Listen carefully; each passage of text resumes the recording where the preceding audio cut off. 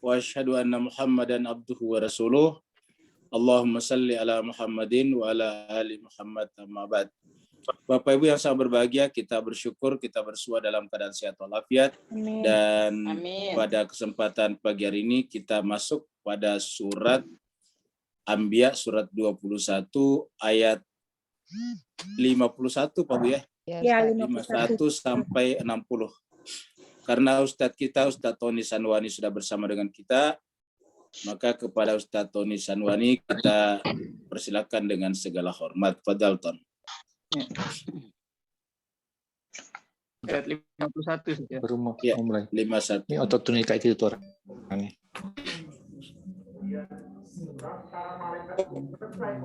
Kita mulai saja. Billahi minasyaitonir rajim. A'udzu billahi minasyaitonir rajim. Bismillahirrahmanirrahim. Bismillahirrahmanirrahim. ولقد آتينا إبراهيم رشده من قبل وكنا به عالمين وقد آتينا إبراهيم رشده وكنا به إذ قال لأبيه قومه ما هذه أنتم لها عاكفون إذ قال لأبيه وقومه ما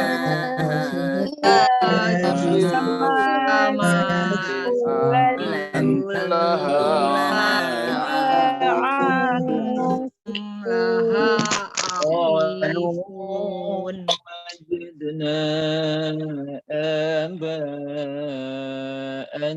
لها عابدين قالوا وجدنا آباءنا لها عابدين قال لقد كنتم أنتم وآباؤكم في ضلال مبين قال لقد كنتم أنتم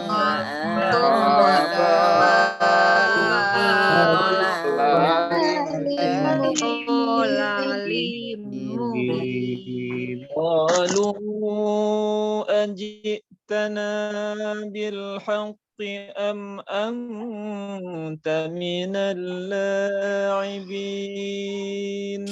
قالوا أجئتنا بالحق وأنت من اللاعبين قال بل ربكم رب السماوات والأرض الذي فطرهن وأنا على ذلكم من الشاهدين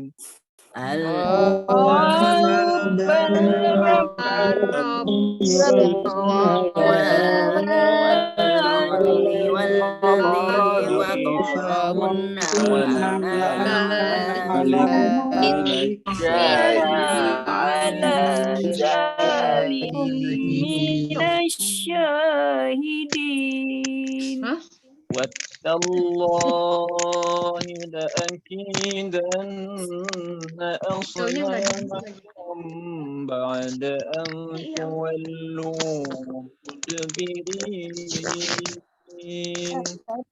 وتالله لأكيدن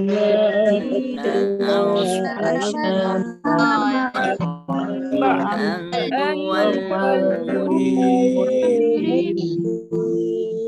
فجعلهم جذاذا إلا كبيرا لهم لعلهم إليه يرجعون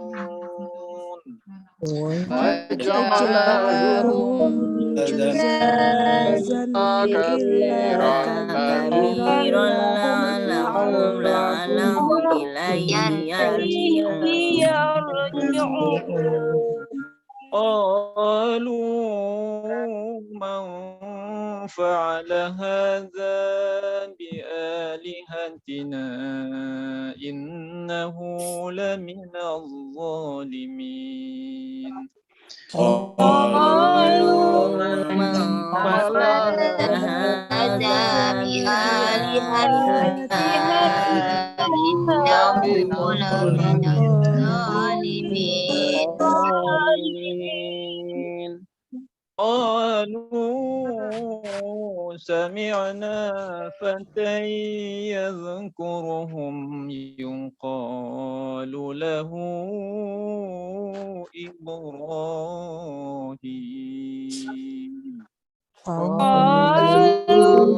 سمعنا فتى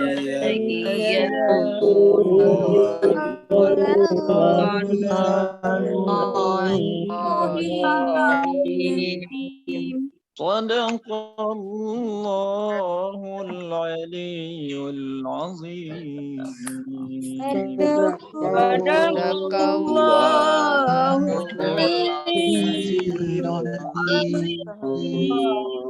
اللهم صل وسلم وبارك وزد على الله وآل اللهم صل على محمد على محمد وآل محمد اللهم صل على محمد اللهم صل على محمد وآل محمد وأجر فرجهم dunia Kita aturkan terima kasih banyak kepada Ustadz Tony Sanwani.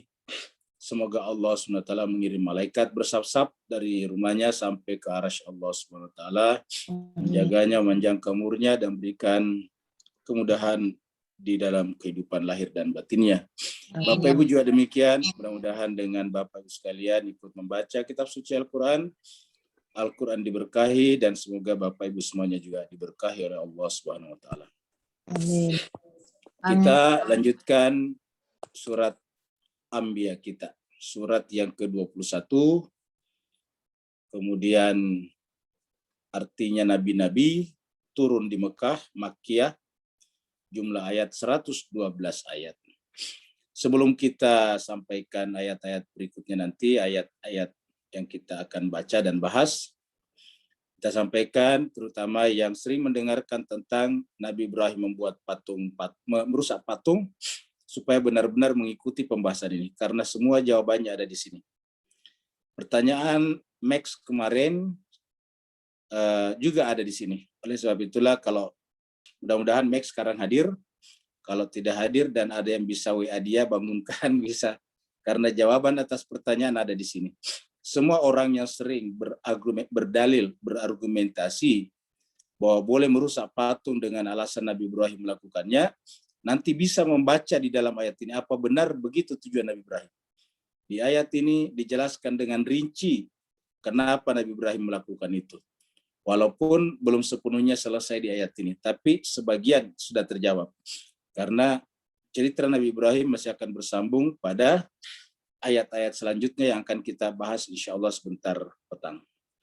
Mari kita ringkaskan dulu ayat terakhir kemarin, yaitu ayat 50. Di ayat 50 ini Allah SWT memberikan penekanan bahwa yang ini, yang kita baca ini, yang disampaikan oleh Nabi Muhammad bin Abdullah Sallallahu Alaihi Wasallam ini adalah Al-Quran yang merupakan peringatan. Dan disebut kemarin dengan dzikrun dan kemudian mubarakun, diberkahi. Makanya kita katakan, kalau kita baca Al-Quran, membaca sesuatu yang diberkahi, otomatis kita juga insya Allah terberkahi. Seperti mana yang pernah kita ceritakan, Al-Quran itu kitab suci, maka ketika kitab suci ini kita tulis di atas kertas biasa, maka kertas biasa itu juga diperlakukan seperti kitab suci. Allah mengatakan, wa hadza dzikrun mubarakun anzalnahu, kami menurunkannya. Menggunakan kata kami karena Allah di sini ada terlibat 3 unsur, Allah, Jibril, dan Nabi Muhammad kita. Karena Nabi Muhammad punya peran turunnya Al-Quran kepada kita. Jibril punya peran turunnya Al-Quran dari Allah kepada Nabi Muhammad. Sedangkan Nabi Muhammad ke kita, ya Rasulullah yang punya peran paling penting. Afa antum lahu munkirun. Lalu apakah kalian ingin mengingkarinya? Kata munkirun, mengingkari. Jadi jemaah sekalian berbahagia, lagi-lagi penekanan di ayat ini adalah kitab suci Al-Quran. Sekarang kita mulai cerita tentang Nabi Ibrahim. Jadi sebelumnya kita sudah bicara tentang Nabi Musa dan Nabi Harun, walaupun sedikit, karena sudah lebih banyak dibicarakan di surat Toha. Tapi sekarang kita bicara Nabi Ibrahim setelah berbicara Nabi Musa dan Harun sedikit. Jadi yang agak banyak dibicarakan nanti di sini adalah Nabi Ibrahim. Allah berfirman, "Walaqad ataina Ibrahima rusydahu." Dan sungguh kami memberikan kepada Nabi Ibrahim.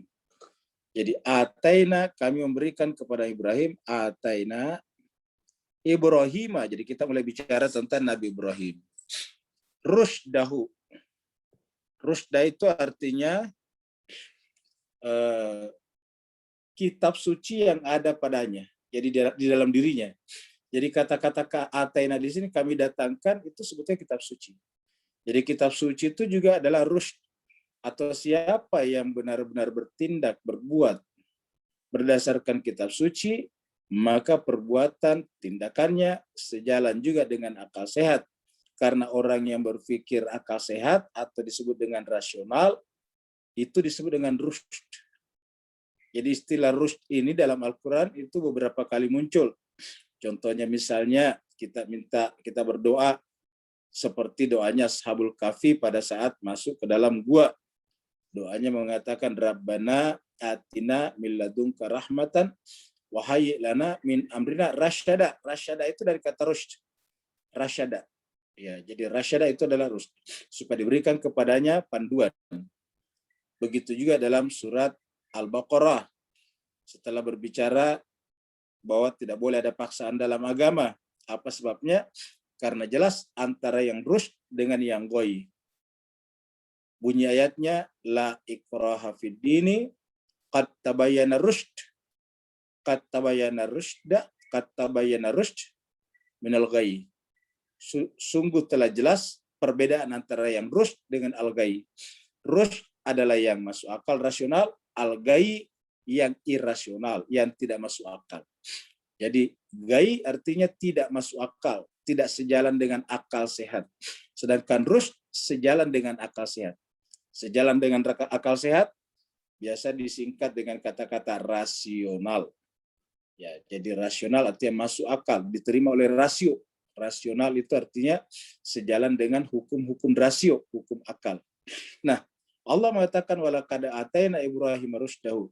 Artinya kalau rusyd dari sini adalah pemberian Allah kepada Nabi Ibrahim, maka yang dimaksud di situ adalah kitab suci yang Allah letakkan pada diri Ibrahim.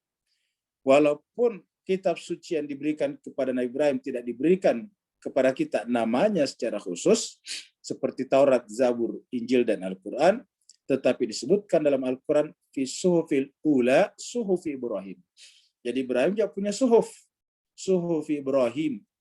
Jadi Ibrahim itu punya suhuf. Nah, suhuf Ibrahim itu isinya, kandungannya adalah rusyd. Min qabl, sebelumnya. Sebelum siapa? Sebelum Nabi Musa dan Harun. Jadi kata-kata min qabl di sini sebelum Nabi Musa dan Harun. Karena ini menjelaskan di atas tentang Nabi Musa dan Harun. Artinya bahwa ajaran Nabi Musa dan Harun adalah merupakan kelanjutan daripada ajaran Nabi Ibrahim, yaitu yang disebut dengan rusyd. Jadi ajaran Nabi Musa, ajaran Nabi Ibrahim, ajaran Nabi Harun adalah juga rusyd, rasional, masuk akal. Sebagaimana juga ajaran Nabi Ibrahim rusyd. Biasa juga disebut dengan millah Ibrahim.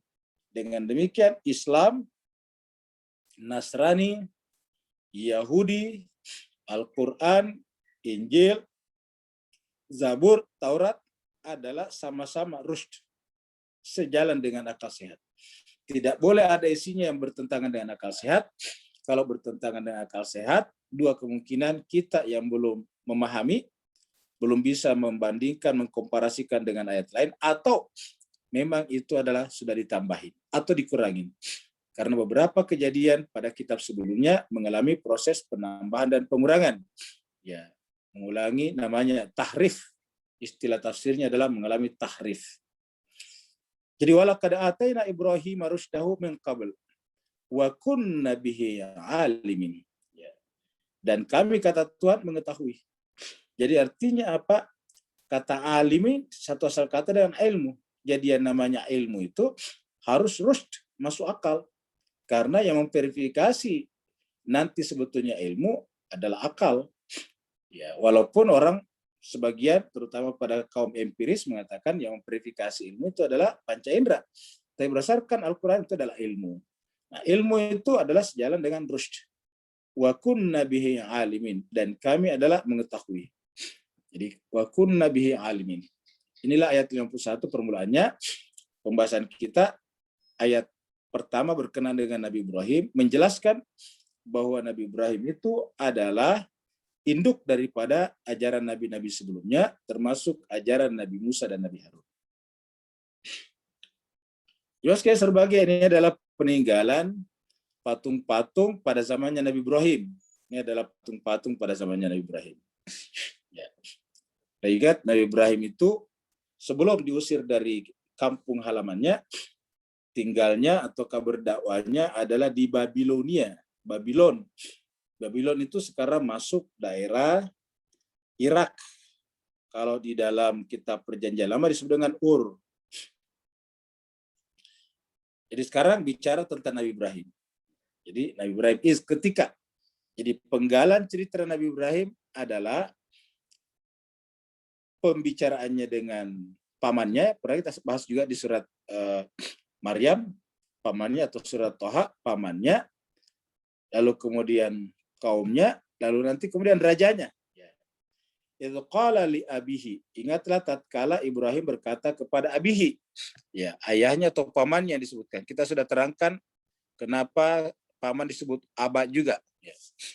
Wa qaumi, dan kepada kaumnya. Jadi bapaknya atau pamannya dan juga kepada kaumnya. Pertanyaannya Ibrahim sederhana saja. Ma hadhi tamasilu alladhi antum laha akifun.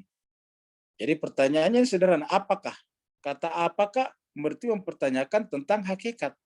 Mempertanyakan tentang esensi namanya. Apa esensinya? Ma hadhi. Sama kalau kita tanya, apa itu manusia? Jawabannya adalah manusia ialah hewan yang berpikir. Itu namanya mempertanyakan hakikat. Jadi manusia adalah hewan yang berpikir. Kalau kita katakan manusia ialah hewan yang berjalan di atas dua kakinya, nah itu belum hakikat. Kenapa? Karena bukan hanya manusia yang berjalan di atas dua kakinya. Ada ayam juga, burung-burung juga berjalan di atas dua kakinya. Jadi belum menyelesaikan masalah. Kalau kita sudah katakan manusia ialah hewan yang berpikir, ini tidak ada lagi yang lain. Tidak ada hewan manapun yang berpikir. Lalu kenapa ada kata hewan di depannya? Karena memang manusia itu dihitung dalam rumpun hewan. Kenapa dihitung dalam rumpun hewan? Karena perilaku fisiknya persis sama dengan hewan, yaitu makan, minum, kawin, itu sama.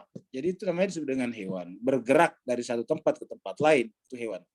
Nah, bedanya ialah hewan yang satu ini punya akal dan karenanya berpikir. Maka kalau ditanya apa itu manusia? Mal insan. Ya, al insanu wal hayawanun natik. Manusia adalah hewan yang berpikir. Nah, di sini dikatakan mahadit tamatil, sambil nunjuk, karena ada kata tunjuk ini. Jadi Nabi Ibrahim sambil menunjuk patung itu ditunjuk biar lebih jelas. Terus tamasilnya juga ini adalah pakai alif lam. Berarti dua pengenalnya di sini, dua makrifahnya. Pertama kata tunjuk hadi, yang kedua ada alif lam. Alif lam ini namanya ma'rifah. Ma'rifah artinya dikenal. Jadi mahadi tamasilu. Apakah gerangan at-tamasil, patung-patung, ya, allati yang antum kalian laha terhadapnya akifun, sembah. Akifun itu satu asal kata dengan itikaf. Itikaf itu artinya bertekun menyembah. Jadi apakah patung-patung ini? Apa yang Anda maksud dengan patung-patung ini? Coba definisikan patung-patung ini. Ya, mahadi tamasil alladzi antum laha akifun, yang kalian semuanya terhadapnya akifun, bersungguh-sungguh menyembahnya. Ya, karena begitu nanti dia bisa menjawab dengan definisi yang benar, pasti kan akan kecewa sendiri, kecele sendiri. Ya. Kenapa? Karena namanya patung itu kan batu, kalau misalnya dari batu. Ya. Batu yang dibuat bentuk seperti hewan atau manusia. Patung saja. Jadi artinya hakikatnya batu. Kan begitu. Jadi pasti dimulai dengan batu yang dibuat berbentuk seperti manusia. Jadi bedanya dengan batu lain dikasih bentuk, dan bentuk itu dibuat oleh manusia. Tetapi walaupun bentuknya hewan atau bentuknya manusia, bentuknya pohon, apapun tetap batu namanya. Ya, artinya hakikat kebatuannya tidak berubah dengan hanya diberi bentuk-bentuk manusia dan hewan. Beda dengan hewan, manusia tadi, manusia hewan yang berpikir. Nah, ada kata berpikir, maka kemudian berbeda dengan yang lain. Ya. Sedangkan kalau dikatakan patung baru dikasih bentuk, itu tidak berubah sama sekali sifat batunya. Jadi, mahadit tamasil ladzi antum laha akifun. Ini pertanyaan sangat penting Nabi Ibrahim. Pertanyaan ini mengajarkan kita tentang ilmu logika. Ini pertanyaan logika. Nah, dari sini kita lihat tindakan perbuatan Nabi Ibrahim nanti selanjutnya adalah terkait dengan logika, ilmu mantik, tetapi dengan cara yang praktis. Kalau bahasa sekolahnya di SD dulu atau di SMP namanya alat peraga. Bapak Ibu masih ingat dulu di sekolah alat peraga namanya. Ya, guru yang bagus adalah yang lengkap alat peraganya. Sehingga ketika mengajar di depan anak-anak, anak-anak tidak membayangkan terlalu jauh, terlalu liar kemana-mana. Kenapa? Langsung ada alat peraganya. Misalnya guru bahasa Inggris misalnya bicara tentang kuda, horse misalnya. Langsung dikeluarkan misalnya patung kudanya. Nah, ini kuda. Nah, gitu. Kenapa? Karena supaya langsung lihat, oh itu kuda. Ya, jadi atau horse, dia tidak kasih nama kuda, horse. Begitu keluarkan horse dengan patung itu bentuk kuda, langsung oh kuda tanpa diterjemahkan dan langsung melekat. Ya, seperti itulah yang disebut dengan alat peraga. Nah, Nabi Ibrahim nantinya mengajari kaumnya dengan alat peraga. Ini yang kita lihat. Nah, ini adalah salah satu contoh penyembahan berhala ya, yang kalau saya baca di Google ini masih berlangsung sampai sekarang ini model seperti ini. Ya.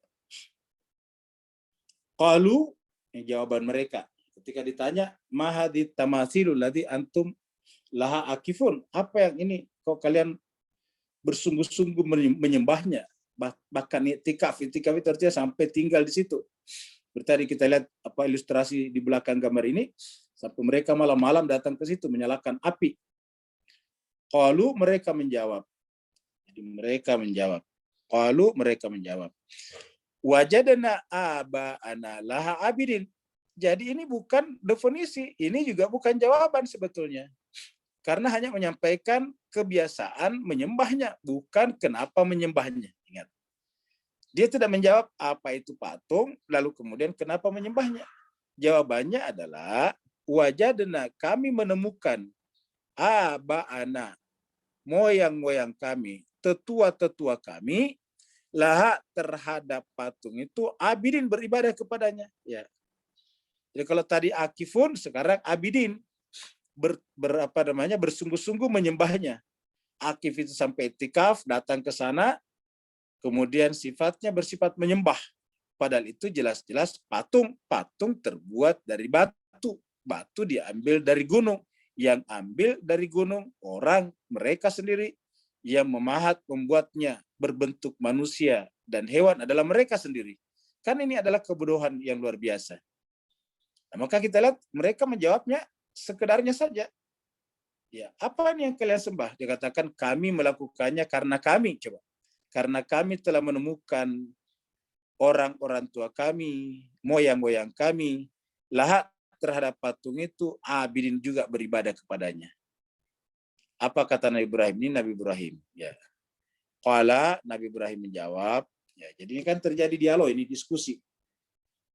Sekaligus mengajarkan kepada kita bahwa agama itu adalah diskusi, dialog. Qala, laqad kuntum antum wa aba'ukum fi dhalalin mubin. Kalau kalian dan orang-orang tua kalian menyembah patung yang terbuat dari batu, yang kalian sendiri memahatnya menjadi bentuk manusia dan hewan, laqad sungguh kuntum, kalau begitu kalian sejak dari dulu itu antum semuanya wa aba'ukum, jadi kalian semuanya dan orang-orang tua kalian fi dhalalin mubin, berada dalam kesesatan yang nyata. Apa namanya kesesatan yang nyata? Tidak berada dalam sorotan cahaya akal. Tidak berada dalam sorotan cahaya akal berarti berada dalam kegelapan. Berada dalam kegelapan kalau istilah ketuhanannya namanya dhalalin mubin, kesesatan yang nyata. Nah, jadi jemaah sekalian berbahagia harus berada di dalam sorotan akal sehat. Ya, kalau tidak berada dalam sorotan cahaya akal sehat, namanya dalal, lawannya huda, hada. Lawannya adalah muhtadun, mendapatkan petunjuk. Kalau ini fi dalalil mubin. Kenapa Nabi Ibrahim mengatakan begini? Karena tentu sudah menjelaskan. Ingat Bapak sekalian, ini di beberapa ayat bertebaran cerita tentang Nabi Ibrahim. Di antaranya di surat lain diceritakan Nabi Ibrahim melihat kepada bintang, bintang terbenam, lihat kepada bulan, bulan terbenam, matahari, begitulah seterusnya. Ya. Dan mengatakan bahwa ini pasti bukan Tuhan. Kenapa? Karena berada dalam kondisi relatif. Sedangkan Tuhan itu haruslah absolut, tidak berubah. Nah, ini posisinya semuanya berubah. Bisa kelihatan, bisa tidak kelihatan. Jadi makanya Nabi Ibrahim mengatakan, kalau kalian menyembah patung-patung itu, laqad kuntum antum wa aba'ukum fi dhalalin mubin, berada dalam kesesatan yang nyata. Ini adalah salah satu artefak peninggalan Babilonia kuno. Ya, ini namanya adalah tulisan-tulisan lama. Ya. Qalu, mereka menjawab. Mereka menjawab Nabi Ibrahim tadi. Karena kan dikatakan fi dhalalin mubin. Kalau mereka menjawab, ajitana, wahai Ibrahim, apakah engkau datang kepada kami? Jadi di sini mereka menjawab. Ya, mereka Nabi Ibrahim, kaumnya Nabi Ibrahim. Ajitana, apakah kalian, apakah engkau datang kepada kami, wahai Ibrahim, bil haq, dengan membawa kebenaran? Ya. Dengan membawa kebenaran, am anta, atau engkau minal laibin, bermain-main dengan kami. Ya. Ajitana bil haqqi am anta minal laibin. Mungkin kalau kita baca sepintas sederhana saja pertanyaannya kan.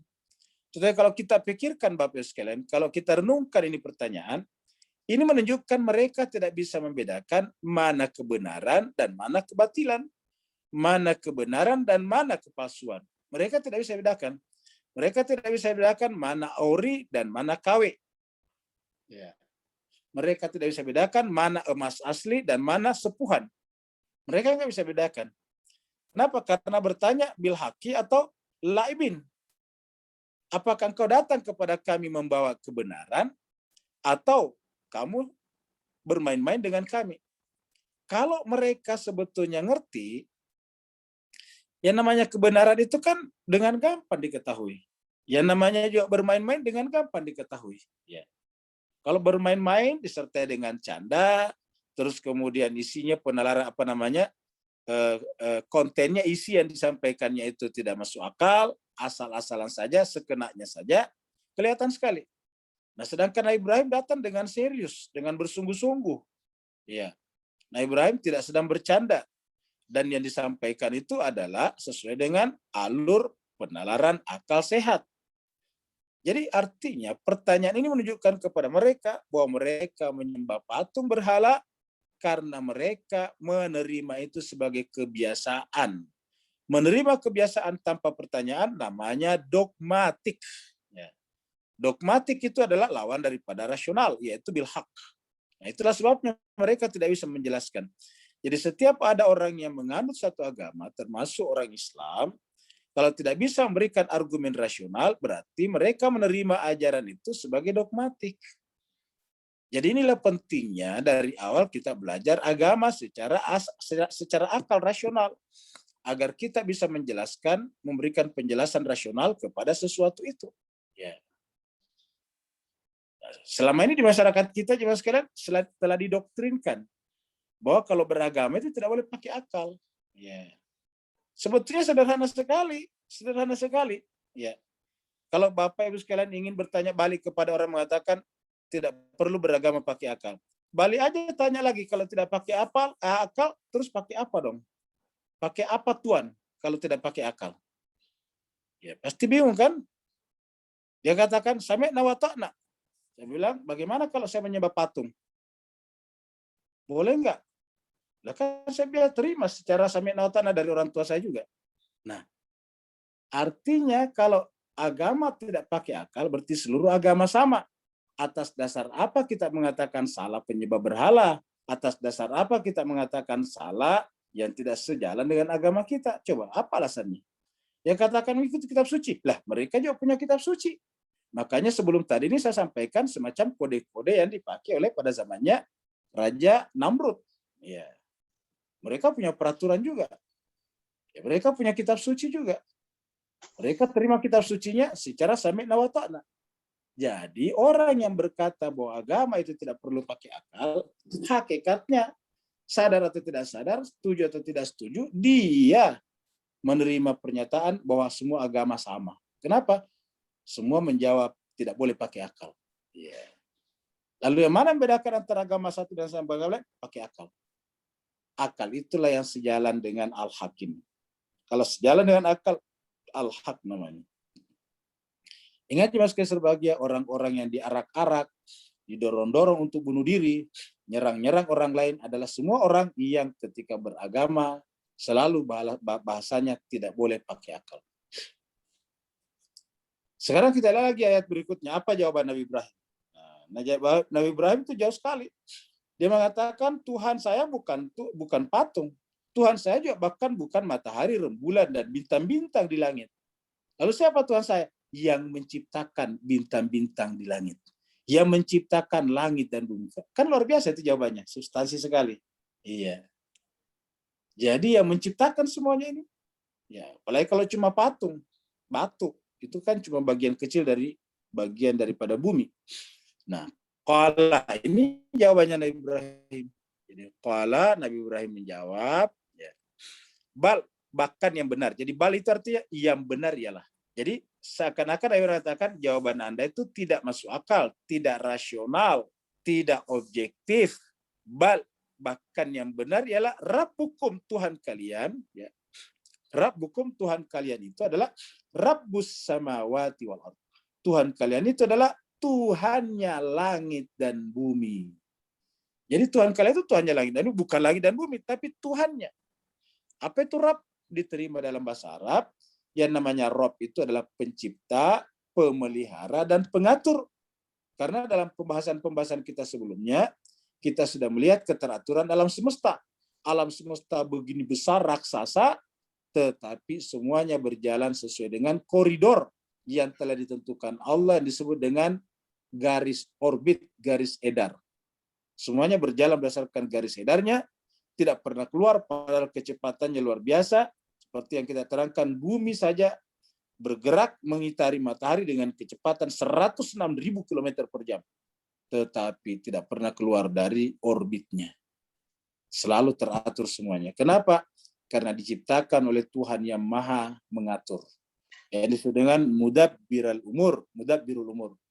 Maka Nabi Ibrahim menjawab, Tuhan kalian yang benar adalah Rabbukum Rabbus samawati wal ardh. Adalah Rabbnya langit dan bumi.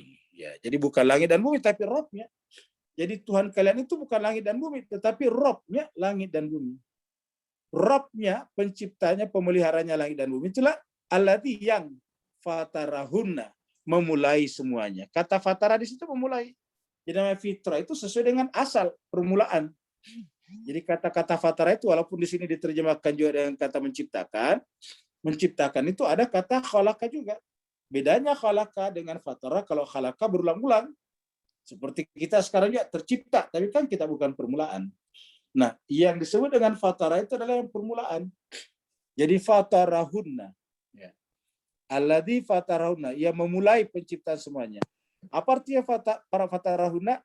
Tadinya semuanya tidak ada, dan segala sesuatu yang tidak ada tidak bisa mengadakan dirinya sendiri.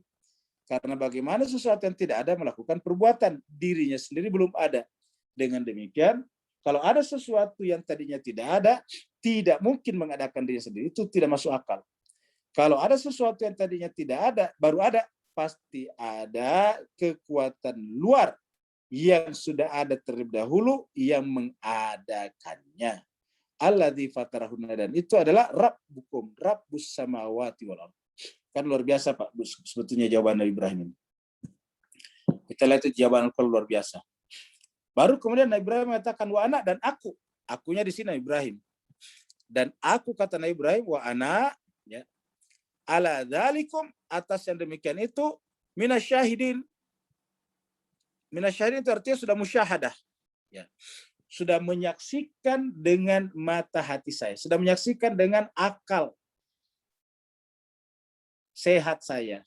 Jadi wa ana ala dzalikum minasyahidin.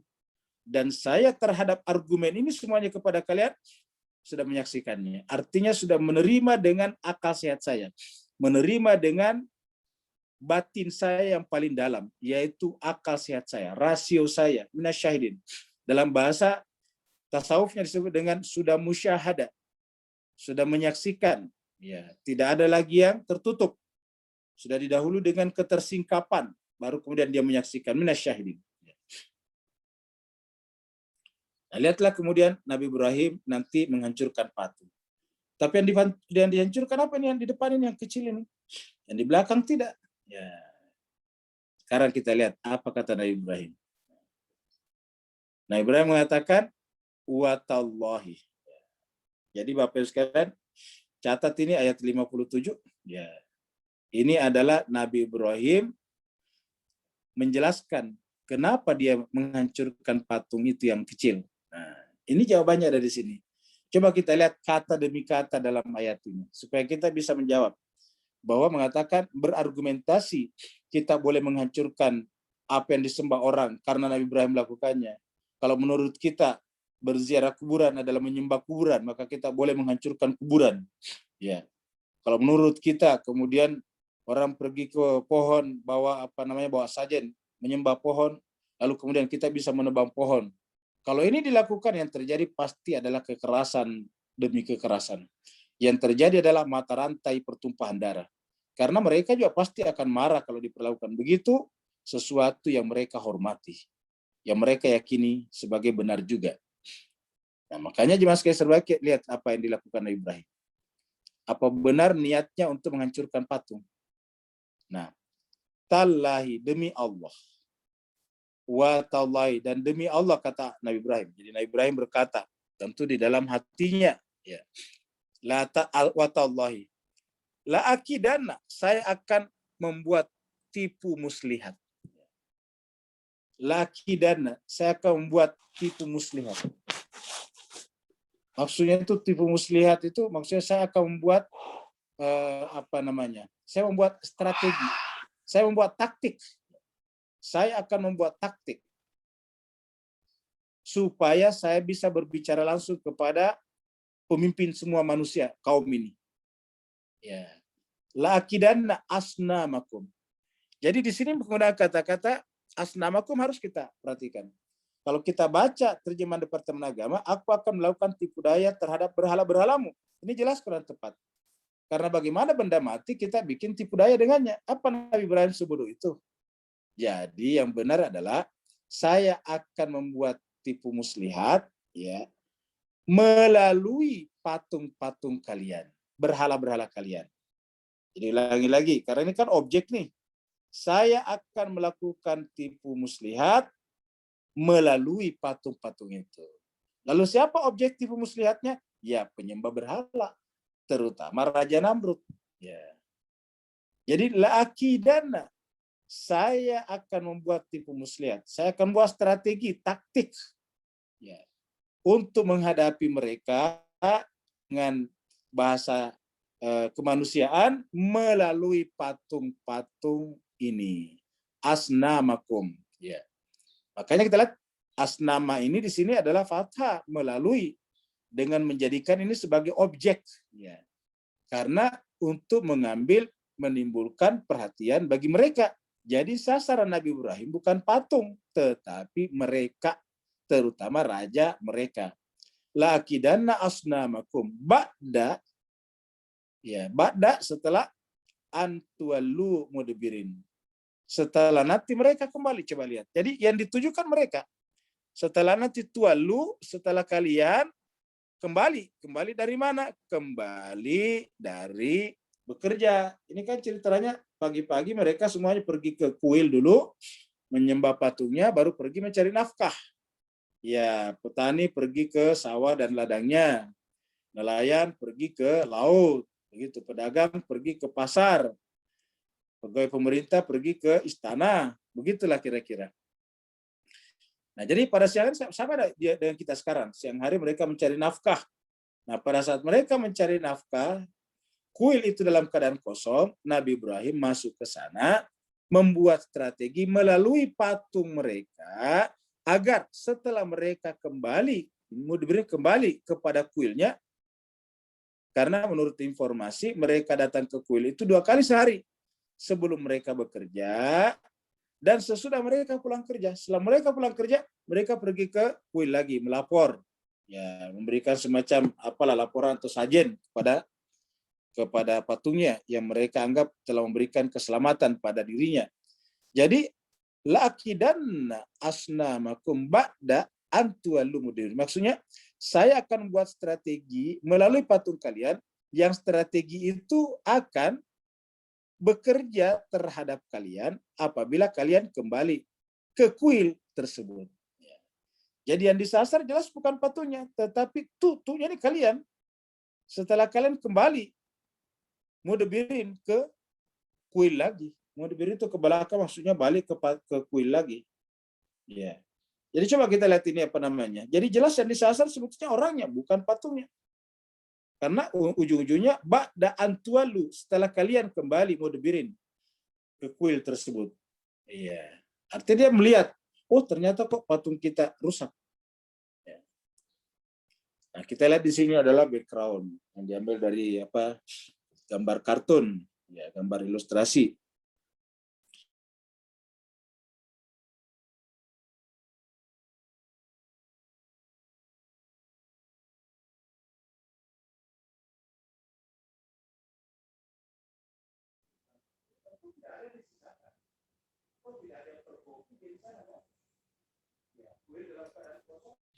Bilang Pak keluar.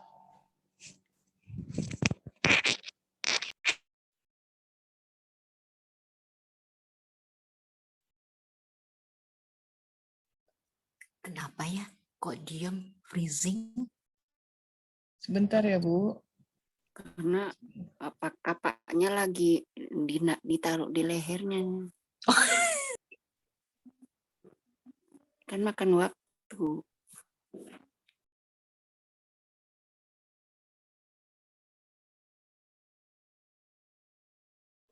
Lagi ngatur strategi.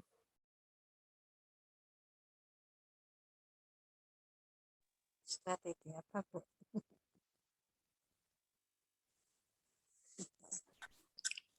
Bapak sekalian mohon maaf ya tadi keluar.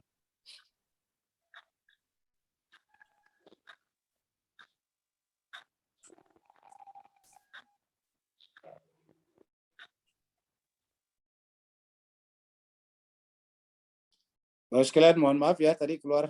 Sekarang kita masuk lagi. Apa-apa, Ustaz. Kelihatan Bu ya? Kelihatan. Kelihatan, Ustaz. Ya, jadi tadi sampai di sini tadi kita nih. Jadi ini adalah Nabi Ibrahim datang ke kuil menghancurkan yang kecil. Baru alatnya ini, kampaknya ini digantungkan di leher yang besar. Perhatikan mas sekalian. Ini diceritakan dalam kitab suci. Andai kata Nabi Ibrahim motifnya menghancurkan patung-patung, tentu tidak disisakan yang besar. Bahkan yang disisakan yang besar. Kan lucu. Ya. Bahkan kuilnya tidak diapa-apain. Kuilnya nggak diapa-apain Nabi Ibrahim. Kuil tidak dirobohin. Kuil tidak dihancurkan. Ya. Padahal kalau dia mau bisa menghancurkan kuil. Kenapa? Ya menghormati bahwa kuil itu tidak boleh dihancurkan. Tempat ibadah nggak boleh dihancurkan. Lalu dia hanya menghancurkan patung yang kecil-kecil saja. Baru disisakan yang besar. Nah gitu, ini ilustrasinya. Nah kemudian faja'alahum. Ini tindakan Nabi Ibrahim. Faja'alahum juzazan illa kabiran. Lalu kemudian faja'alahum juzazan. Menjadikan patung-patung itu, patung yang kecil-kecil itu juzazan, berkeping-keping. Ya. Maksudnya dihancurkanlah patung kecil itu berkeping-keping. Illa disisakan mana? Kabira yang besar. Nah ini jelas sekali disisakan yang besar. Ya, ini tertulis kabira. Kalau memang motifnya adalah untuk patung dihancurkan, tentu yang besar malah, kan begitu Pak Bos sekalian. Ya. Tetapi lucunya yang dibuat berkeping-keping hanya yang kecil, disisakan yang besar kabira. Lahum bagi mereka. Kata-kata lahum bagi mereka di sini sebetulnya kabira lahum yang paling besar untuk mereka sembah, untuk penyembahnya. Ya. Bukan kabiran minhum. Kalau kabiran minhum tentu dari patung. Maksudnya kabiran itu yang besar dari patung, tapi yang besar untuk mereka. Disisakan yang besar untuk mereka penyembahnya. Supaya mereka lihat bahwa yang besar saja tidak bisa berbuat apa-apa melihat yang kecil dihancurkan. Nah, di sini kita lihat apa tujuannya. Lihat ini jelas sekalian ayat 58 bagian terakhir. Tujuannya la'allahum kan tujuan. Kayak Bapak Ibu sekalian berpuasa kan ujungnya la'allahum tattaqun, kan begitu. Kutiba alaikumusiyam kama kutiba alal ladzina min qablikum la'allakum tattaqun, kan tujuannya. Jadi la'allahum ini tujuannya, ya tujuannya adalah agar mereka ilaihi ketika kembali kepada yang besar ini yarjiun kembali. Maksudnya ketika mereka kembali kepada patung-patung mereka itu sekaligus melihat patung yang besar selamat dan kemudian melihat patung yang kecil berantakan, memanggil Nabi Ibrahim sehingga Nabi Ibrahim kembali lagi kepadanya. Ya. Ilahi di sini kalau Nabi Ibrahim kita bisa artikan ilahi di sini Nabi Ibrahim. Ya. Jadi nanti Nabi Ibrahim dipanggil dan dikembalikan. Maksudnya Nabi Ibrahim ya berjumpa apalagi dengan mereka itu. Ya, la'allah mudah-mudahan mereka kepada Nabi Ibrahim kembali, maksudnya begitu. Mudah-mudahan mereka memanggil lagi Nabi Ibrahim, gitu maksudnya. Ya, jadi Nabi Ibrahim nanti dipanggil lagi oleh mereka sehingga berkumpul lagi, terjadi lagi diskusi setelah kejadian ini karena sudah ada faktanya bahwa ternyata patung-patungnya hancur kok tidak bisa yang besar membela. Kan itu sebetulnya pesannya Nabi Ibrahim. Bahwa patung-patung ini tidak bisa berbuat apa-apa. Ya. Dia benda, materi juga. Nah, ini dia. Ini adalah ilustrasi ketika mereka semuanya kembali ke kuilnya. Kita lihat dengan wajah yang penuh kekagetan, amarah. Ya. Ini kita lihat matanya melotot. Karena begitu kembali ke sini, mereka menyaksikan patung yang mereka sembah tiba-tiba dikampak nih. Digantung di lehernya. Ya. Jadi ini kan cara Nabi Ibrahim menunjukkan bahwa ini kenapa kalian sembah ini. Ya. Jadi Nabi Ibrahim menggantung ini di lehernya, lalu kemudian yang kecil-kecil ini sudah berantakan di sekitarnya. Nah, jemaah sekalian, ini adalah cara pendidikan benar-benar dengan peraganya patungnya sendiri. Kemudian kampak ini digantung di leher sini. Coba. Dia ingin mengatakan bahwa jangankan membantu yang kecil, patung-patung ini melepaskan saja sedekapnya, ini kan bersedekap patungnya nih, melepaskan sedekapnya saja untuk menangkis, mencegah gantungan kampak ini tidak mampu. Ini kan waktu digantungin, nah, kalau memang dia bisa harusnya dia tahan dengan tangannya. Iya. Tetapi ini tetap aja si patung bersedekap.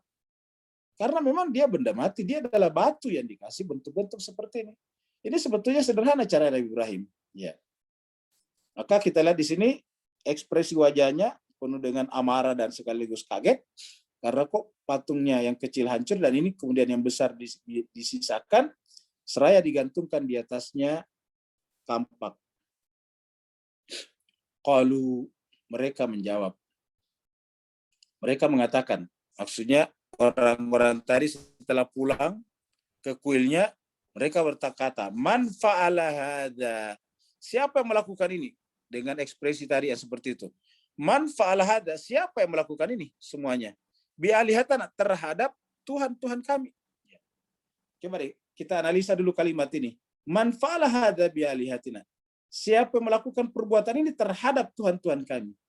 Jadi artinya Tuhannya dia bisa menjadi objek perbuatan manusia. Kalau Tuhan bisa menjadi objek perbuatan manusia, berarti Tuhan kan tidak bisa jadi subjek. Yang menjadi subjeknya adalah manusia. Manfalah siapa yang melakukan, kan menanyakan subjek. Sedangkan yang namanya Tuhan itu secara oknum, secara person kan tidak bisa jadi objek. Tuhan tidak bisa dilempar, Tuhan tidak bisa, kan begitu. Ya. Tapi manfalah hadza bi'alihatina. Siapa yang melakukan ini? Ya, terhadap Tuhan kami. Tuhannya dirusak, dia tanya siapa yang melakukannya? Kok Tuhan bisa dirusak?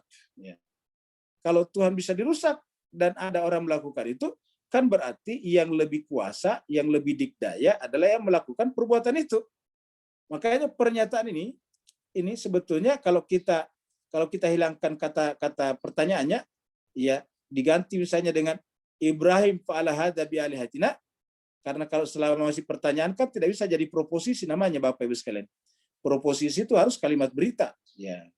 Nah, kalau diganti dengan Ibrahim fa'ala hadza atau fa'ala Ibrahim hadza bi'alihatina, nah baru jadi proposisi namanya. Baru jadi kalimat berita. Ya. Kalimat pernyataan. Ketika jadi kalimat pernyataan, baru bisa namanya dinilai apakah benar atau salah. Nah, kalau kita katakan Ibrahim melakukan ini terhadap Tuhan kami, terjadilah kontradiksi. Bagaimana Ibrahim yang manusia bisa menghancurkan Tuhan? Yang namanya Tuhan kan lebih kuasa dari manusia. Yang bisa manusia dimatikan oleh Tuhan, itu cocok. Bayangkan kalau Tuhan dimatikan sama manusia. Ini kan falasi namanya. Coba lihat jemaah sekalian berbahagia. Jadi Al-Quran menampilkan falasi-falasi berpikir mereka. Dan ini sering sekali terjadi di masyarakat kita. Ya. Sering sekali terjadi di masyarakat kita. Di satu pihak bangga Al-Quran kita itu terjaga. Al-Quran ini adalah diturunkan dari Allah dan Allah yang menjaganya. Tapi pada saat yang sama dia menuduh orang lain punya Quran yang berbeda. Lah, ini terjadi kontradiksi. Kalau tidak ada yang bisa bikin Al-Quran, Al-Quran terjaga, berarti tidak ada yang bisa membuat Al-Quran lain. Iya. Jadi, man fa'ala hadza bi'alihatina. Siapa yang melakukan ini terhadap Tuhan-Tuhan kami? Pernyataan ini kalau kita ganti dengan kata Ibrahim fa'ala hadza bi'alihatina, maka menjadilah pernyataan atau proposisi yang falasi, yang di dalamnya ada dua terma yang berkontradiksi. Terma pertama adalah Ibrahim, karena Ibrahim adalah manusia, sedangkan alihat Tuhan. Ya, bagaimana bisa manusia menghancurkan Tuhan? Gitu. Sedangkan yang ada di kepala seluruh manusia, yang namanya Tuhan itu adalah Maha Kuasa, menghidupkan, mematikan. Ya. Innahu lamina zalimin. Sesungguhnya orang yang menghancurkan itu benar-benar zalim. Ini lagi-lagi pernyataan ini terbalik, harusnya kembali kepada dirinya. Orang yang menganggap bahwa Tuhan itu bisa dihancurkan oleh manusia, zalim. Ya, zalim terhadap akal sehatnya. Karena melawan akal sehat. Masa ada benda bisa menghancurkan Tuhan? Ya, harusnya kan Tuhan menciptakan benda. Ya. Kalau kemudian Tuhan dihancurkan oleh manusia benda, kita langsung bertanya, lalu siapa menciptakan manusia? Siapa menciptakan benda-benda itu? Ya. Kalau ternyata Tuhan bisa dihancurkan oleh benda-benda, kan berarti bahwa benda-benda masih ada, terus Tuhan sudah tidak ada. Tuhannya sudah tidak ada, bendanya masih ada. Pertanyaannya adalah, kepada siapa benda-benda ini bersandar? Tuhan sudah hancur. Nah, jadi jemaah sekalian semuanya ini menunjukkan kepalsuan, falasi namanya. Ya. Mereka lah yang zalim. Karena zalimnya terhadap ya rasionalitas akal pikiran mereka. Yang disebut dengan zalim terhadap fitrahnya. Inilah dia jemaah sekalian berbahagia, gambaran Nabi Ibrahim ya bersama dengan pamannya atau yang mewakili masyarakatnya. Ini adalah patung dipahat-pahat menjadi berbentuk seperti manusia. Qalu, mereka menjawab. Nah, muncullah nama Nabi Ibrahim di sini. Qalu, ya. Mereka menjawab. Nah, jadi jemaah sekalian kata qalu di sini berarti sudah pindah cerita ini. Artinya bahwa informasi tentang hancurnya patung ini sudah masuk ke dalam istana. Lalu kemudian pihak Namrud bertanya kepada mereka, ya, menurut kalian kira-kira siapa yang menghancurkan ini? Kalau mereka mengatakan, sami'na, kami biasa mendengar. Kan begitu. Jadi ayat 60 ini sudah menjelaskan bahwa isu ya tentang Ibrahim sudah masuk ke istana. Karena Namrud sudah mulai bertanya, kira-kira menurut kalian siapa yang menghancurkan ini? Kalau mereka menjawab, sami'na, kami telah mendengar. Jadi qalu sami'na, kami telah mendengar. Sami'na, kami telah mendengar. Fatan, seorang pemuda. Jadi masuklah di sini Nabi Ibrahim. Kami selama ini telah mendengar bahwa ada seorang pemuda. Ini menunjukkan bahwa pada kejadian ini Nabi Ibrahim masih sangat muda. Karena masih bergelar Fatan. Ya. Sami'na Fatan, kami mendengar seorang pemuda. Ya.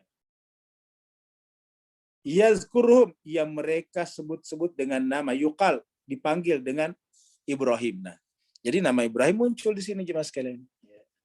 Kami mendengar Fatan pemuda, yazkuruhum, yang mereka, maksudnya mereka masyarakat. Jadi ini menunjukkan bahwa ini adalah laporan kepada raja. Karena mengatakan kami mendengar pemuda yang mereka, masyarakat luar sana, selalu menyebutnya, ya, yazkuruhum, selalu menyebut-nyebut mereka. Yuqal, yang dia namakan, yang dinamakan. Yuqal di sini yang dinamakan, ya. Jadi yuqal yang dinamakan. Lahu padanya, maksudnya diberi nama padanya Ibrahim. Nah, jadi jelas sekali berbahagia artinya nama Nabi Ibrahim sudah masuk di dalam pusat kerajaan Babilonia. Dan berarti bahwa Nabi Ibrahim siap-siap dipanggil ke istana untuk diinterogasi langsung oleh raja. Dan inilah momen, inilah saat, inilah masa yang ditunggu-tunggu Nabi Ibrahim agar dia punya kesempatan untuk meruntuhkan logika yang salah ini atau cara berpikir yang salah ini di depan raja. Kenapa? Karena dalam sistem kerajaan selalu bersifat sentralistik. Kalau raja membenarkan, maka yang lain adalah ikut benar. Kalau raja menyalahkan, yang lain ikut salah.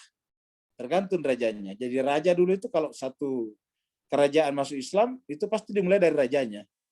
Ya, begitu ya dengan masuk agama lain. Nah, maka inilah masa yang ditunggu-tunggu Nabi Ibrahim, yaitu menghadap kepada raja. Jadi jemaah sekalian, kita lihat bahwa dihancurkannya patung kecil adalah salah satu step saja. Salah satu langkah bagi Nabi Ibrahim untuk dirinya dipanggil ke istana. Jadi saya kira jemaah sekalian sudah lihat semuanya nih. Jadi kita sekarang sudah bisa menerangkan bahwa motif Nabi Ibrahim bukan melakukan kerusakan. Iya. Terima kasih. Yang mau bertanya dipersilakan. Ya, Assalamualaikum warahmatullahi wabarakatuh, Ustadz, Bapak Ibu sekalian. Waalaikumsalam warahmatullahi wabarakatuh. Kemarin ada pertanyaan Ustadz, saya share screen dulu. Oh ya, silakan.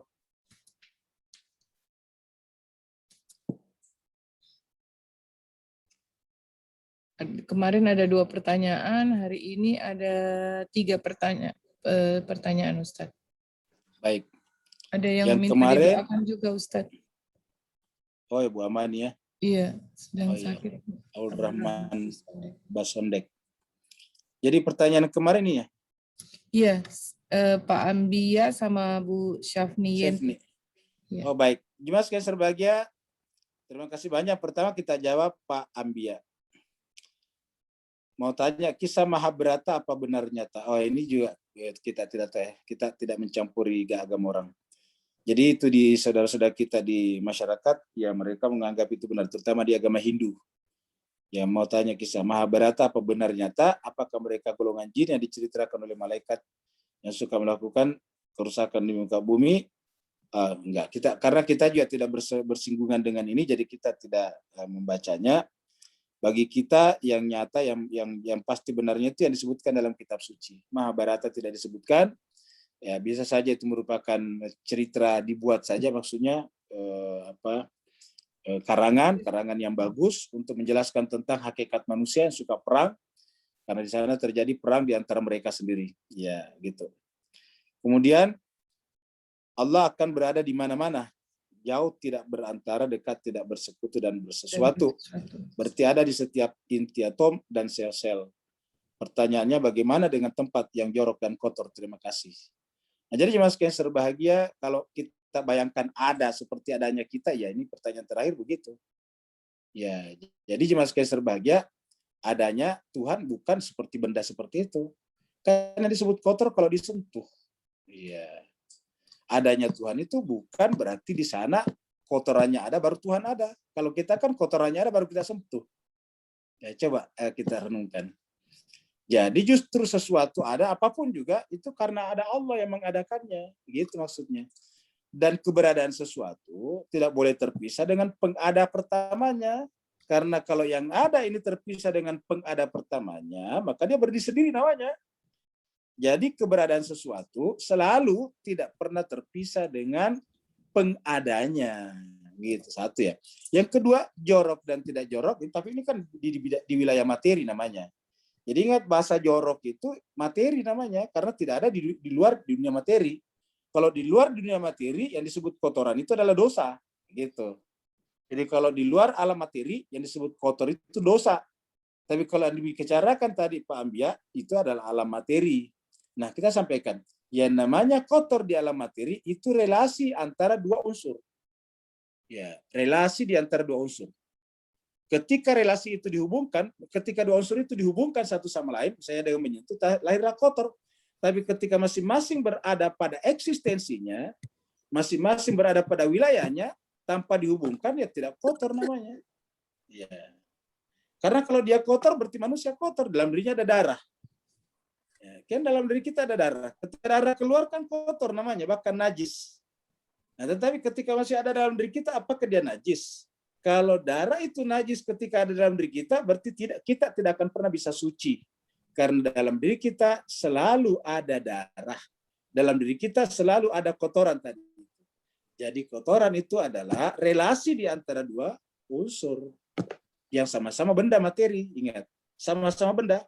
Kalau yang satunya bukan benda, ya tidak bisa dikatakan kotor. Kenapa? Karena hukumnya berbeda antara materi dan non-materi. Ya. Kemudian nomor 2, Ibu Safni. Ibu Syafni Yenti, Ustaz. Ya, berarti kita dilarang untuk tidak boleh memajang. Berarti kita dilarang untuk tidak boleh. Apa maksudnya nih? Untuk kita dilarang untuk tidak boleh memajang. Boleh memajang mungkin maksudnya, Ustaz. Iya, kok dilarang tidak boleh? Ya. Kalau dilarang untuk boleh, ya bisa diterima kalimatnya. Tapi dilarang untuk tidak boleh. Kalau dilarang untuk tidak boleh, berarti wajib semua masang patung-patung, kan begitu ya? Iya. Karena dilarang untuk tidak boleh, berarti harus masang patung-patung. Maksudnya Ya, mungkin tidak boleh memajang patung-patung. Ya, kalau misalnya dilarang pasang, ya tidak ada larangan pasang patung dalam Islam, karena patung kan tidak salah. Ya, tapi bukan wajib, ingat ya. Kalau kata-kata dilarang untuk tidak boleh kan wajib. Ya, artinya bahwa itu statusnya mubah, boleh aja kalau dianggap pada manfaatnya, silakan, misalnya seni. Ya, karena kita sudah sampaikan kemarin bahwa kalau kita menggunakan sesuatu benda untuk mengambil manfaat, itu bukan menyembah namanya. Kita bernaung di bawah pohon, bukan menyembah namanya. Itu kita mencium hajar aswad, bukan menyembah namanya. Kita sungkem di kaki orang tua kita, itu bukan menyembah namanya kan? Iya, gitu. Kita mencium tangan orang tua kita kan bukan menyembah namanya.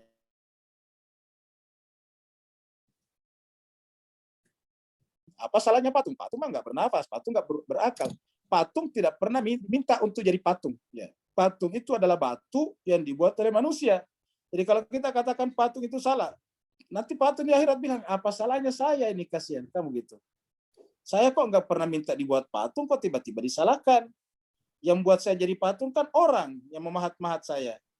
Jadi menyalahkan patung ini adalah lingkaran setan namanya. Ya, jadi begitulah. Jadi itu yang pertama, yang kedua tadi. Yang ketiga sekarang. Apakah Yang ketiga berani? mana? Oh ya, Pak Kus, Pak Kus ya. izin. Yang membedakan Nabi Ibrahim dengan Oh ini tadi orang masih ada sedikit ini dari Bu Sefni tadinya. Apa benar Ustaz kalau rumah dihias oleh patung? tidak Ya, dimasuki pakai akal sehat aja Bu Sefni. Masa malaikat takut sama patung? Pokoknya ini seperti ini kalau orang berakal sehat nggak perlu ditanyakan sebetulnya Bu ya. Mohon maaf bukan berarti tidak saya jawab. Tetapi masa iya malaikat takut sama patung? Yang mana lebih tinggi statusnya, malaikat atau patung? Iya. Masa kok tiba-tiba malaikat penakut sekali, takutnya sama patung? Iya. Harusnya kalau terhadap patung saja dia takut, apalagi kepada manusia, apalagi kepada harimau kan begitu. Nah, jadi dengan demikian ini pernyataan-pernyataan seperti ini adalah kalau ada yang mengatakan begitu, ini tidak masuk akal. Masa malaikat takut sama patung? Segala sesuatu itu adalah meliputi rahmat Allah. Ingat, dalam Al-Quran dikatakan, rahmati wasi'at kulla syai'. Rahmatku meliputi segala sesuatu. Berarti batu jadi batu karena ada rahmat Allah di sana. Ingat, patung itu kan batu. Batu jadi batu karena rahmat Allah. Berarti kan ada malaikat rahmat yang terlibat di situ. Iya. Anjing jadi anjing karena rahmat Allah. Masa tiba-tiba malaikat takut kepada anjing dan sebagainya. Inilah semua ajaran-ajaran yang benar-benar irasional semuanya. Tidak masuk akal. Inilah yang mematikan cara berpikir umat Islam. Inilah menyebabkan umat Islam gampang ditipu oleh musuh-musuhnya. Inilah menyebabkan umat Islam sampai sekarang bisa dikadali, dikasih berkelahi satu sama lain. Kenapa? Karena irasional. Masa patung aja ditakuti malaikat. Yang ketiga, Kus Widarto. Ya, Mas Kus. Ya. Yang membedakan Nabi Ibrahim dengan orang-orang biasa adalah Nabi Ibrahim sudah mukasyafah. Apa metodenya, Ustaz? Ya, metodenya gampang. Mas Kus, jangan pernah alpa tadabbur setiap pagi dan petang hari. Ya, gitu. Kalau cuma tafakur doang tidak ada ilmunya, repot juga Mas Kus. Betul banget itu. Intinya harus ilmu dulu Mas Kus. Al-Quran kan sudah menjawab.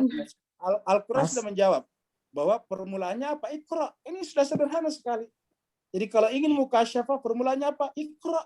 Baca. Belajar. Kalau tiba-tiba pengen masuk aja di dalam gua, nggak bisa. Ya. Kalau cuma sekedar tafakur meditasi, saudara-saudara kita di India jauh lebih hebat. Mereka meditasinya di di Gunung Himalaya berbulan-bulan. Jadi kalau kita ingin mukasyafah, mulai daripada ma'rifat. Ya. Berikutnya lagi, Bu Dokter. Saya Ustaz. Ya silakan Pak Rum yang langsung. Silakan Pak Rum. Ya, Pak Ustadz tadi menguraikan bahwa ilmu itu harus masuk akal. Kira-kira gimana penjelasannya Pak Ustadz?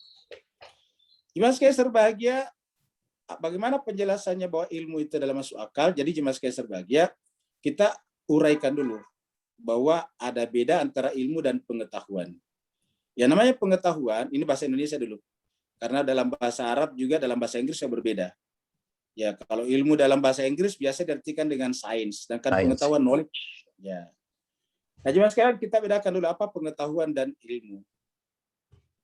Pengetahuan ini pertama asal usul katanya dari bahasa asli Melayu, sedangkan ilmu dari bahasa Al-Quran. Makanya ketika kita serap ke dalam bahasa Indonesia tetap menggunakan makna ilmu yang diinginkan Al-Quran. Nah sekarang dalam bahasa Indonesia, pengetahuan.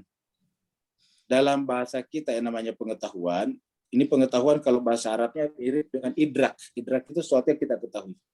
Wa ma adraka, tahukah kamu gitu. Jadi pengetahuan itu apa saja yang kita ketahui. Ya. Tahu kalau misalnya ada yang mengatakan bahwa tadi pertanyaan Bu Sefni bahwa malaikat tidak mau masuk kalau ada patung, itu pengetahuan. Ya. Tahu bahwa ada orang yang bisa menggandakan uang, itu pengetahuan. Nah, tetapi jemaah sekalian berbahagia, kapan disebut ilmu? Apabila pengetahuan itu terverifikasi kebenarannya melalui metodologi penelitian yang benar, dan di sana tidak terpisahkan dengan akal. Jadi pengetahuan yang telah ditasdik, yang telah diverifikasi dengan rasio akal disebut dengan ilmu baru. Selama belum verifikasi, belum verified, maka belum bisa dikatakan ilmu. Masih pengetahuan. Iya. Nah, verifikasinya begitu. Verifikasi nanti dua macam. kalau berkenaan dengan hal-hal yang nyata, maksudnya nyata itu terindrai, ya dikatakan ilmu setelah terbukti secara empirik, secara panca indera. Contohnya misalnya kemarin, beberapa hari pihak tim SAR dan pihak TNI Angkatan Laut terlibat langsung secara intensif mencari keberadaan kapal selam kapal selam Nanggala 402. Selama belum ada bukti-bukti, dia tidak bisa mengambil kesimpulan apakah orangnya sudah meninggalkah, gugurkah, apakah kapal itu masih adakah, atau kapal itu sudah tenggelam. Belum ada kesimpulan. Kenapa tidak ada bukti empirik? Nah sekarang setelah didatangkan kapal canggih dari Singapura, setelah kita datangkan kapal canggih di Singapura yang memiliki kemampuan sonar lebih dalam dan kemudian bisa melihat, bisa men-shooting ya beberapa bagian-bagian daripada kapal itu. Nah, akhirnya kemudian terbukti karena sudah ada bukti empiriknya namanya. Beberapa bagian kapal itu terbagi-bagi, ada di sono, ada di sini. Tiga besar kata Panglima kemarin. Akhirnya Panglima memutuskan bahwa kapal itu dinyatakan bukan lagi hilang, tetapi sudah menjadi tenggelam dan seluruh awaknya dinyatakan gugur. Nah, berdasarkan bukti empirik, lahirlah ilmu namanya, Pak Rum. Ya. Lahirlah ilmu namanya karena sudah ada bukti empirik. Ya, jadi tidak cukup dengan akal saja. Bisa kita menduga-duga akal, tetapi selama belum ada bukti empirik, namanya asumsi. Ya, hipotesis. Karena apa? Karena ini berkaitan dengan sesuatu yang nyata. Ya, sesuatu yang nyata harus dibuktikan dengan nyata juga, yaitu panca indera. Tetapi relasi antara satu partikular dengan partikular lain itu diketahui melalui akal. Seperti contohnya, dengan melihat tadi syutingan video, ya di sini ada bagian kapal ini, di sini lagi ada bagian kapal ini. Itu kan hanya syutingannya. Akal yang menyimpulkan bahwa karena sudah terpisah-pisah menunjukkan kapal sudah pecah. Nah kira-kira gitu loh. Karena sudah bagiannya ada di sana, bagian belakangnya di sana, kata bagian depannya di sini, bagian tengahnya di sini, kan menunjukkan bahwa kapal pecah. Yang menyimpulkan kapal pecah akal berdasarkan data yang didapat dari kapal yang canggih tadi dari Singapura. Nah beginilah, jadi ini yang disebut dengan ilmu. Makanya ilmu itu disebut ilmu setelah melalui proses logiko, hipotetiko, verifikatif. Nah, 3. Dibikin dulu asumsi rasionalnya, kenapa nyata? Ya, karena sudah beberapa hari ini sudah sudah tidak ketahuan kapalnya dan tidak ada berita, maka bisa diasumsikan dengan akal. Tapi baru asumsi karena harus dibuktikan. Kenapa? Karena berdasarkan ilmu kapal selam bertipe ini, ya kemampuan oksigen bertahan hanya 72 jam, ya kan begitu. Berarti artinya kalau 72 jam tidak naik ke atas untuk mengisi oksigen, berarti oksigen habis. Dan kalau oksigen habis kan akal mengatakan manusia akan mati. Tetapi butuh bukti juga. Apa benar kapal itu tenggelam? Itu masalahnya. Jangan-jangan kapal itu pergi ke tempat lain yang kita tidak tahu. Ya. Nah, jadi inilah yang disebut dengan ilmu, Pak Rum. Sekarang berikutnya lagi kita... Makasih Pak Ustadz. Ya, sama-sama, Pak Rum. Dari Umi Fika. Umi Fika. Ya, dari Parepare. Parepare. Ya. Bagaimana dengan orang non-muslim yang mengikuti kebiasaan dogmatis orang tuanya? Banyak orang tolotang di kampung. Apa bedanya dengan orang muslim yang mengikuti dogmatis tanpa menggunakan akal? Nah, jemaah sekalian berbahagia, kebiasaan-kebiasaan itu kita lihat. Tidak semua kebiasaan orang tua itu salah. Di dalam Al-Quran itu indah dikatakan, walaupun orang tua kamu tidak menggunakan akalnya itu. Ya. Walau kana la yaqilun, walaupun mereka tidak menggunakan akalnya. Jadi artinya kebiasaan lama itu tidak semuanya juga salah. Ya, tetapi ada kebiasaan lama yang bagus. Misalnya kebiasaan lama berkumpul-kumpul bagus untuk menyambungkan tali silaturahim. Gitu. Seperti contohnya di kita, kebiasaan lama berkumpul 3 hari, 7 hari, 40 hari kalau orang meninggal. Ya, walaupun itu tidak kita temukan di dalam kebiasaan Nabi, tapi itu adalah bagus karena itu bukan dianggap sebagai syariat agama, bukan sebagai ajaran. Itu adalah budaya untuk menghibur, menemani keluarga yang baru ditinggalkan orang yang sangat dicintainya. Karena kita semua tahu orang yang baru ditinggalkan orang yang dicintainya pasti sangat-sangat terpukul, pasti sangat-sangat berat, pasti sangat-sangat bersedih, maka kita butuh datang kepadanya menghiburnya atau merasakan apa yang mereka rasakan sehingga mereka tidak merasa sendiri di sana. Nah, begitu. Jadi dengan demikian tidak semua yang dilakukan. Sayangnya di sini Umi Fika tidak menyampaikan contohnya. Ya. Kemudian berikutnya Pak Nandito. Ya. Apa model penghancuran berhala seperti yang dilakukan Ibrahim itu sebenarnya hanya layak dilakukan para nabi yang masum? Sebetulnya sih tidak juga, selama memang punya alasan yang jelas. Ingat, selama memang punya alasan jelas. Alasannya tadi ingat, membimbing manusia. Ya sama misalnya persis kalau kita misalnya kalau kita misalnya mengajari anak-anak kita misalnya di dalam kelas kan ada alat peraga yang memang kita rusak untuk menunjukkan bahwa barang ini bisa rusak. Ya, seperti itu. Ya, misalnya kita di depan anak-anak misalnya memperagakan tentang hukum fisika yang bekerja pada telur. Bahwa kalau telur itu kita pencet dengan gaya yang sama dari berbagai sisi, bagaimanapun kencangnya tidak akan pecah. Kan bisa begitu. Ya. Tapi kalau dipencet itu telur hanya dari satu sisi, dia pecah. Nah, kan harus dibuktikan pecah beneran. Tidak apa-apa pecah telurnya, karena kita ingin tunjukkan kepada murid-murid bahwa kalau telur itu dipencet dengan tekanan dari berbagai sisi, dia akan kuat. Kan itu si cangkang itu. Ya.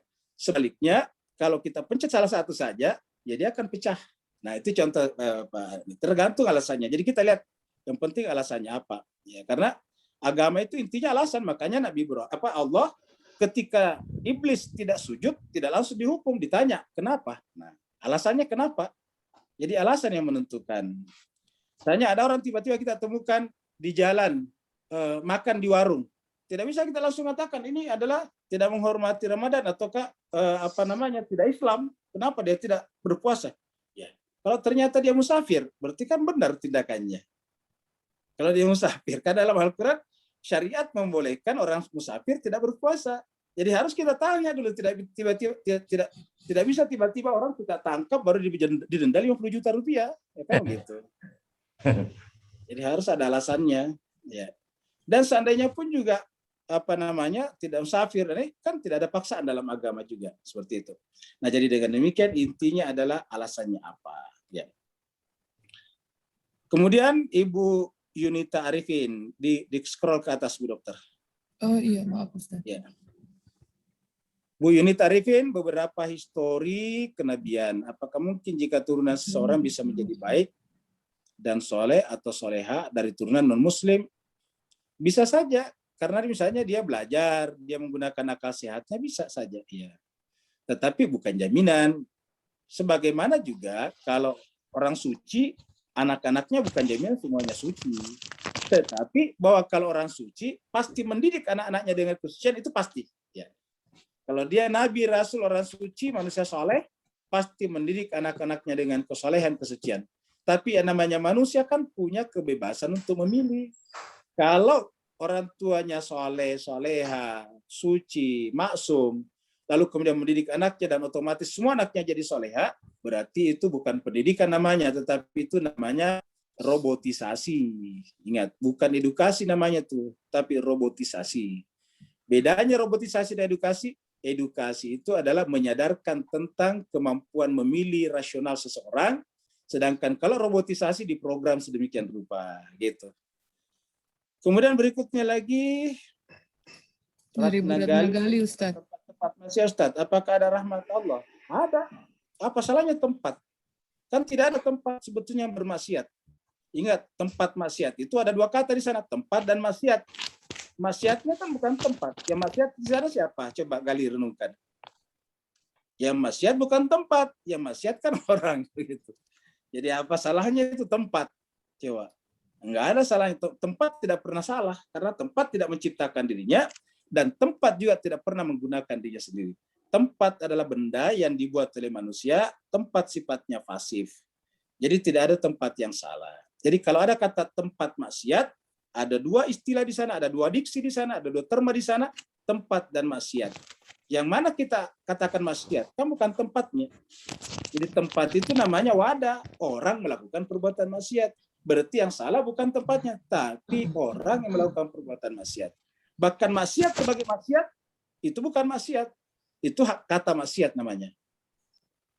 Coba deh, maksiat dengan kata maksiat itu bukan maksiat, itu kata maksiat. Mencuri sebagai kata kan bukan pencurian, itu mencuri, kata mencuri.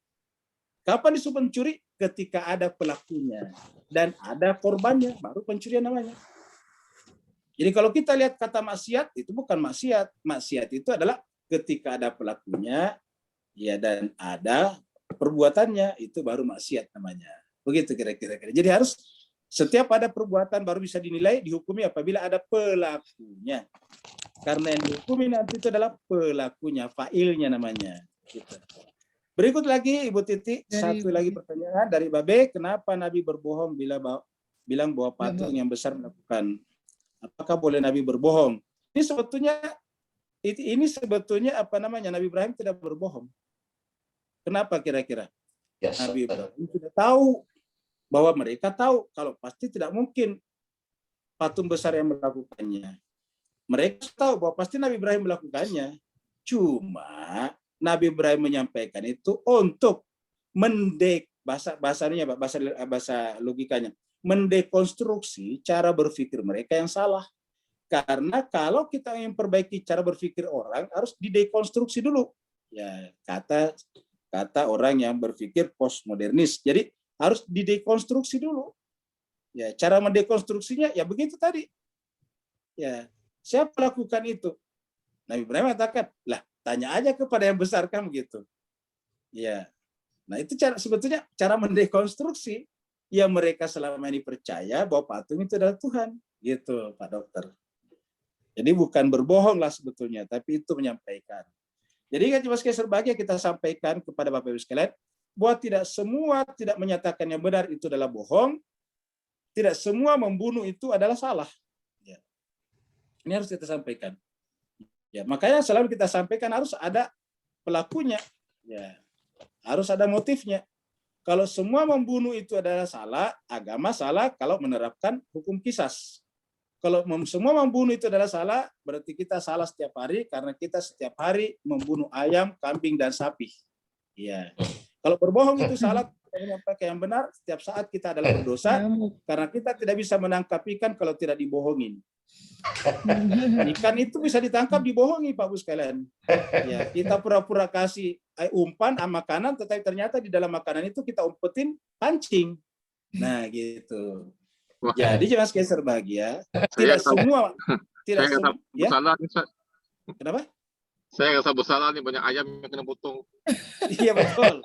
Ya, pedagang ayam paling banyak dosanya nih. Setiap hari mematikan ayam. Jadi, Tapi sudah izin itu dosa. Tidak semua tidak menyampaikan yang benar itu dosa. Seperti itu jelas sekali berbahagia. Dimaafkan Cik Burhan.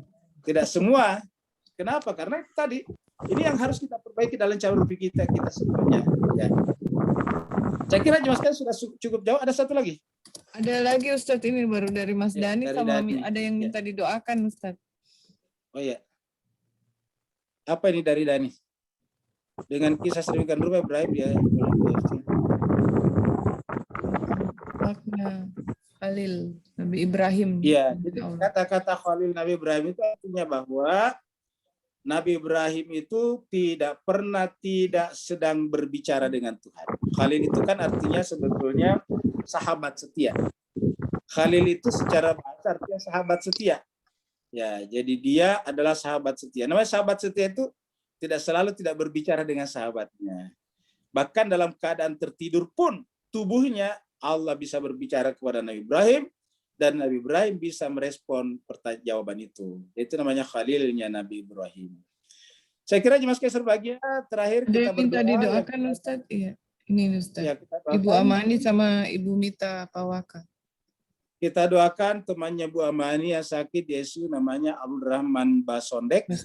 Dan yes. Kemudian juga kita doakan Ibu Astrid Septriana binti Juliantara. Ini yang meninggal ya, dari Ibu Mita meninggal, dari Ibu Amani sakit.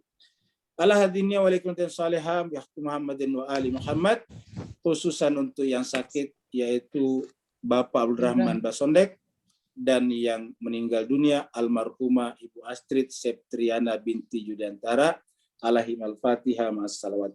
Allahumma salli ala Muhammad wa ali Muhammad. Allahumma salli ala Muhammad wa ali Muhammad. Allahumma salli ala Muhammad wa ali Muhammad wa ajil faidah sahih. A'udzubillahi minasyaitonir rajim. Bismillahirrahmanirrahim. Alhamdulillahirabbil alamin.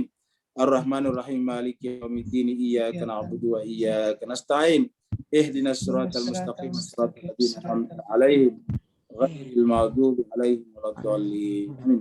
Alhamdulillahirabbil alamin. Hamdan syakirin, hamdan yuafi ni'amahu wa yukafi mazidah. Ya Rabbana lakal hamdu kama yanbaghi li jalali syikal karim azimi sultanik. Allahumma salli ala Muhammadin wa ala ali Muhammad. Allahumma ya Allah ya Tuhan kami, dengan keberkahan ayat-ayat yang telah kami baca dan bahas pada pagi hari ini Allah, dengan dan ketulusan hati jemaah kami yang hadir pada pagi hari ini Allah, kami mohon kepada-Mu ya Allah Tuhan kami, berikanlah kesembuhan kepada sahabat kami Bapak Abdurrahman Basodet yang sedang terbaring sekarang di rumah sakit. Allahumma anta syafi la syifa illa min syifaik. Ya Allah Tuhan kami, Kamulah Tuhan yang Maha Penyembuh. Tidak akan ada kesembuhan kecuali kesembuhan yang datang dari sisi-Mu. Ya Allah Tuhan kami, dengan keberkahan Al-Quran, dengan kesucian Nabi, keluarga dan sahabatnya mulia, kami mohon kepada-Mu ya Allah Tuhan kami, berikanlah kesembuhan kepadanya dengan kesembuhan yang sempurna, dengan kesembuhan yang penyakitnya tidak kembali lagi, dengan kesembuhan, dengan terangkatnya semua sebab-sebab penyakitnya. Ya Allah Tuhan kami, penuhilah kebutuhan lahir dan batinnya selama sakit. Dan ya Allah Tuhan kami, tanamkanlah sifat-sifat ikhlas, sabar, ridho dan tawakal padanya. Dan juga tanamkanlah rasa cinta dan kasih sayang kepada orang-orang yang ada di sekitarnya. Kami secara khusus memohon kepada-Mu ya Allah untuk sahabat kami, almarhumah Astrid Septriana binti Yudiantara yang baru Kamu panggil. Allahumma ghafir laha warhamha wa'afiha wa'fu anha wa akrim nuzulaha wasi madkhalaha warfa darajataha wa adkhilhal jannata mal abrar ya aziz ya ghafar ya arhamar rahimin. Allahumma ya Allah Tuhan kami, terimalah almarhumah Ibu Astrid Septriana binti Yudiantara di sisi-Mu. Ampunkanlah segala dosa dan kesalahannya, maafkanlah khilaf dan alpanya, bukakanlah pintu-pintu langit baginya, muliakanlah tempatnya di sana, lapangkanlah kuburannya, tinggikanlah derajat dan kedudukannya, masukkanlah almarhumah ke dalam golongan para nabi dan rasul dan orang-orang suci lainnya, jadikanlah amal ibadah yang ditinggalkannya sebagai amal jariah bagi almarhumah. Dan ya Allah Tuhan kami, jadikanlah anak-anak yang ditinggalkannya menjadi anak-anak yang saleh dan salehah.